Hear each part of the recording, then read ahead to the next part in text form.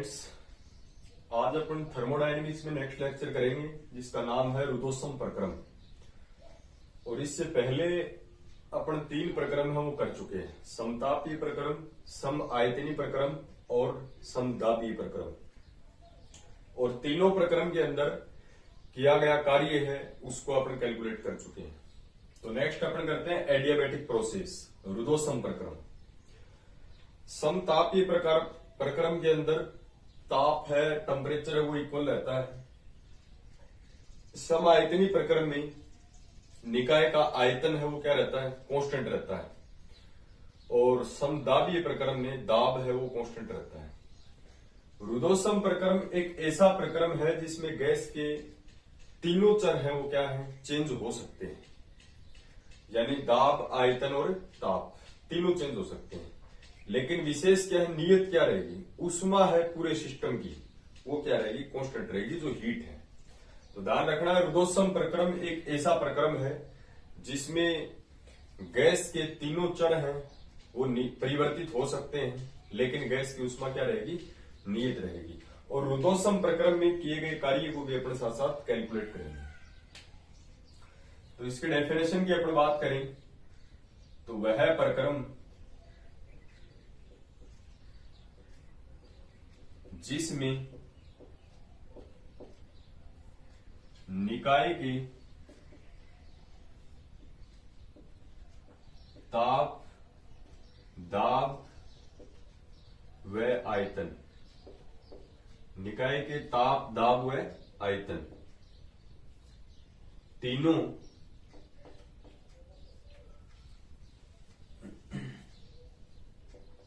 समय के सापेक्ष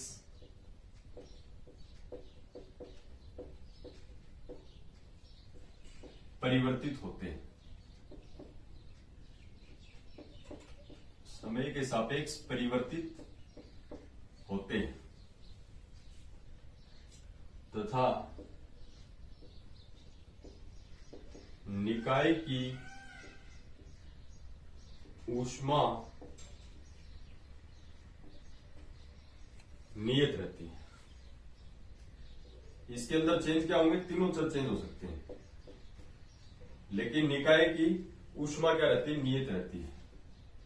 रुद्धोष्म प्रक्रम कहलाता है, नॉन एज एडियाबैटिक प्रोसेस। रुद्धोष्म प्रक्रम कहलाता है। और अपन बात करेंगे रुद्धोष्म प्रक्रम के अंदर किया गया कार्य। ये तो ध्यान रखना आपको, ताप, दाब और आयतन तीनों में से कोई भी चेंज हो सकता है या तीनों ही चेंज हो सकते हैं, लेकिन ऊष्मा जो है वो क्या रहनी चाहिए, नियत रहनी चाहिए। तो नेक्स्ट अपन बात कर लेते हैं रुद्धोष्म प्रक्रम में किया गया कार्य। थर्मोडायनेमिक्स के 4 या 5 प्रक्रम हैं, चारों पांचों इंपॉर्टेंट है, पूरी थर्मोडायनेमिक्स के अंदर अपने को जरूरत पड़ेगी। तो रुद्धोष्म प्रक्रम में किया गया कार्य, work done in adiabatic process. तो रुद्धोष्म प्रक्रम के अंदर किया गया कार्य अपने को निकालना है।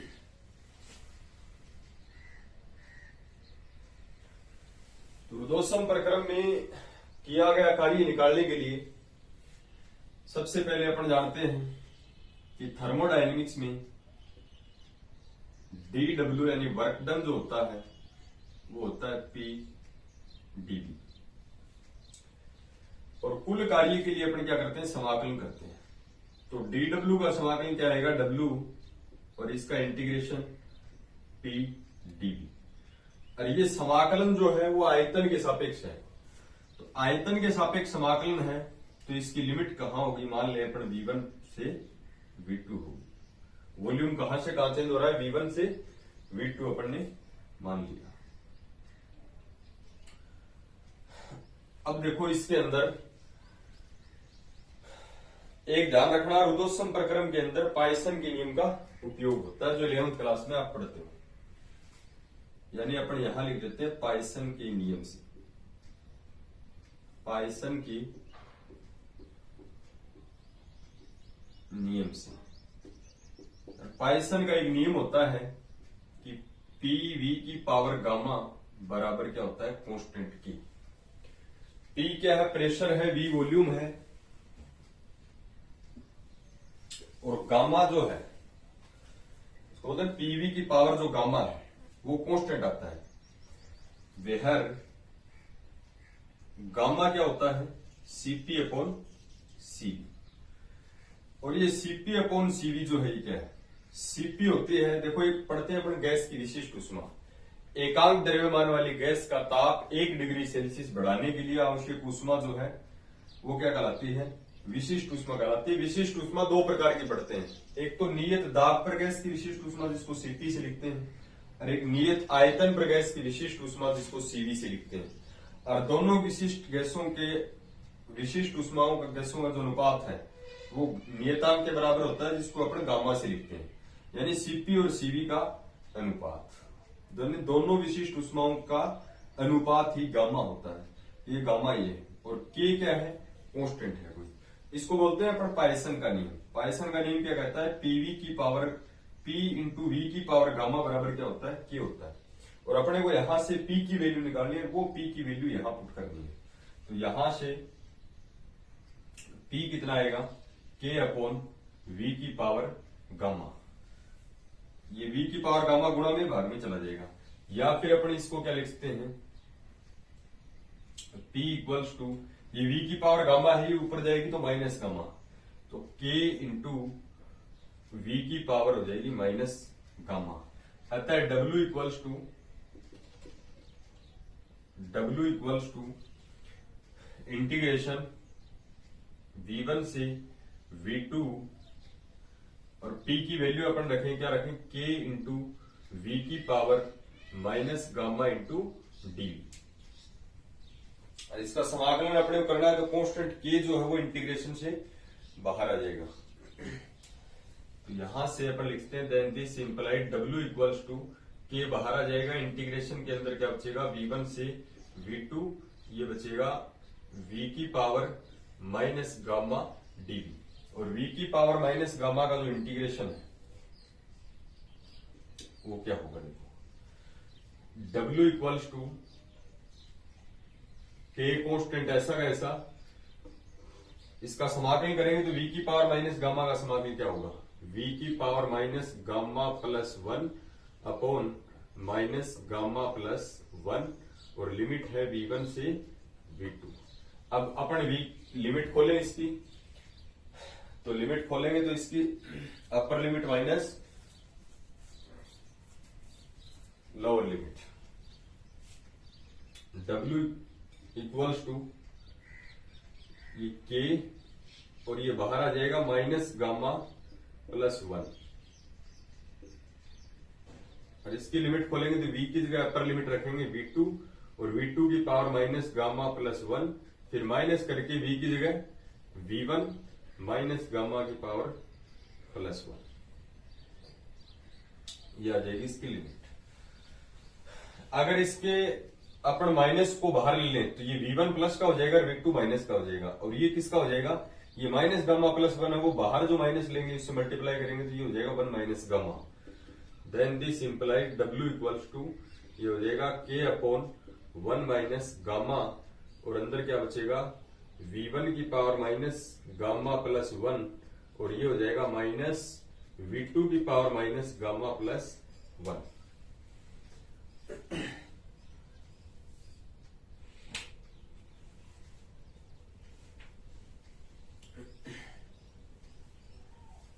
अब देखो इसको थोड़ा सा और करते हैं, इजी है बिल्कुल, मैथमेटिक्स प्रोसेस है, बहुत बढ़िया टॉपिक है।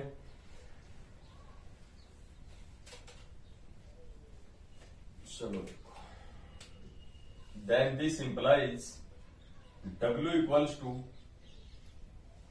इस k को अंदर मल्टीप्लाई कर लेते हैं तो यहां बचेगा 1 अपॉन 1 माइनस गामा, और अंदर इस k को गुणा करेंगे तो k इंटू v1 की पावर माइनस गामा प्लस 1, और माइनस k इंटू v2 की पावर माइनस गामा प्लस 1। क्या क्या अपन ने इसको k से अंदर मल्टीप्लाई कर दिया। अब इसमें दोबारा अपन पाइसन का नियम लगा सकते हैं। और पाइसन का नियम अपन लगाए तो वो क्या होता है, P इंटू वी की पावर गामा इक्वल्स टू क्या होता है, कांस्टेंट के। अगर इसको P1 V1 लिख दे तो भी कांस्टेंट के आएगा, एंड इसको अपन P2 V2 लिख दे तो भी क्या आएगा, के आएगा। अब यहां वाले के की जगह देखो 1 के रेस्पेक्ट में है, तो यहां 1 वाले के रेस्पेक्ट में के की जगह क्या लिखता हूं, P1 V1। अतः W equals to 1/1 minus gamma, और इंटू इस के की जगह अपने क्या लिखते हैं, देखो 1 वाले के साथ में P1 V1 रखना है, तो यहां रखेंगे P1 V1 की पावर गामा, और इंटू में V1 की power minus gamma plus 1 minus इस के की जगह V2 की कोरस्पॉन्डिंग, यानी अपन क्या लिखते हैं, P2 V2 की पावर गामा और इंटू V2 की power minus gamma plus 1। Then this implied W equals to 1/1 minus gamma,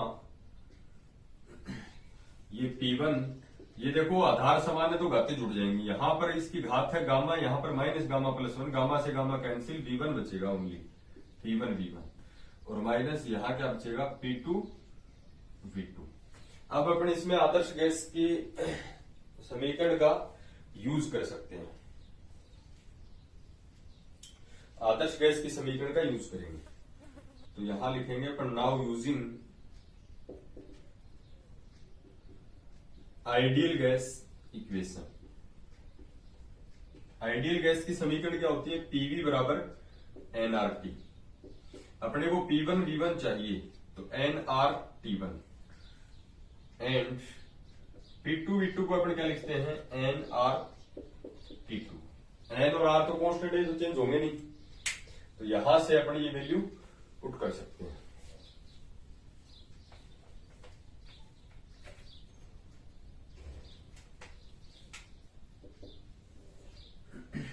तो P1 V1 और P2 V2 की वैल्यू पुट करनी है अपने को, यहां से अपन वैल्यू पुट कर देंगे, तो W equals to, then this implied W equals to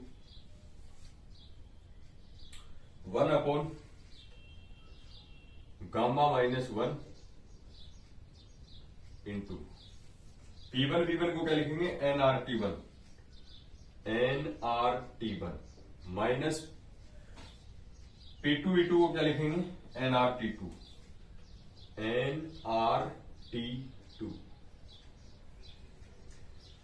और यहां से nR कॉमन आ रहा है, then this implied W equals to nR आ जाएगा कॉमन, अपॉन में गामा माइनस 1, अंदर बचेगा T1 माइनस T2।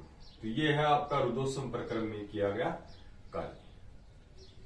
तो ये है रुदोसम प्रक्रम में किया गया कार्य, कितना होता है, nR अपॉन गामा माइनस 1 और इंटू T1 माइनस T2। उसके बाद में अपना एक प्रक्रम और बचता है, देखो उसकी खाली डेफिनेशन याद रखनी है अपने को।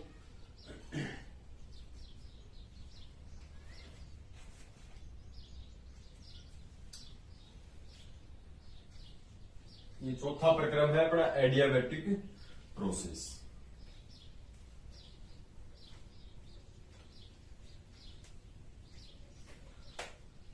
और जो फिफ्थ प्रक्रम बचा है उसको अपन बोलते हैं चक्रीय प्रक्रम। और अपने थर्मोडायनेमिक्स में 5 ही प्रकार के प्रक्रम होते हैं।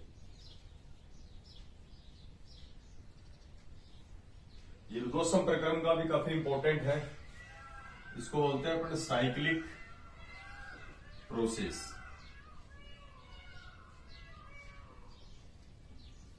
चक्रीय प्रक्रम किसे कहेंगे, अपने पास कोई उष्मा गति की निकाय है और वो निकाय की अवस्थाएं चेंज हो रही है, यानी ताप दाब आयतन, लेकिन कुछ टाइम के बाद में वो जो निकाय है वो अपनी प्रारंभिक स्थिति में लौट आएगा, यानी पूर्व अवस्था में जिसके ताप दाब और जो आयतन है जितने थे उतने कुछ टाइम के बाद में आएंगे, यानी बीच में चेंज हो सकते हैं। जैसे अपन बात करें इस पॉइंट के ऊपर P1 V1 और T1 है, और इस पॉइंट के ऊपर P1 V1 T1, और इसके बीच की प्रोसेस में इसके ताप, दाब और आयतन कुछ भी हो सकते हैं। अगर कोई उष्मा गति की निकाय विभिन्न अवस्थाओं से गुजरने के पश्चात अपनी प्रारंभिक अवस्था में लौट आता है, देखो ये प्रारंभिक अवस्था है इसकी, उसी अवस्था में लौट आता है, तो इसको अपन बोलेंगे ये प्रक्रम कौन सा हो गया, चक्रीय प्रक्रम हो जाता है। अब चक्रीय प्रक्रम में क्या गया कार्य भी शून्य होता है, ध्यान रखना। तो इसमें कार्य कैलकुलेट करने की जरूरत नहीं है, जैसे समायतनी प्रक्रम में कार्य कैलकुलेट नहीं करते। तो अपन बात करते हैं वह प्रक्रम जिसमें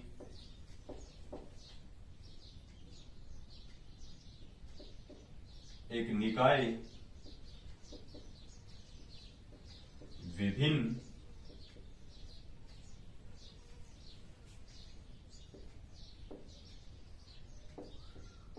अवस्थाओं से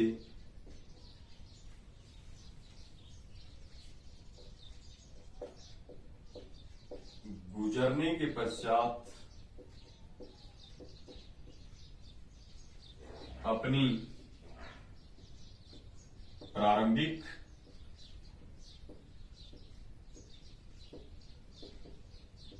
स्थिति में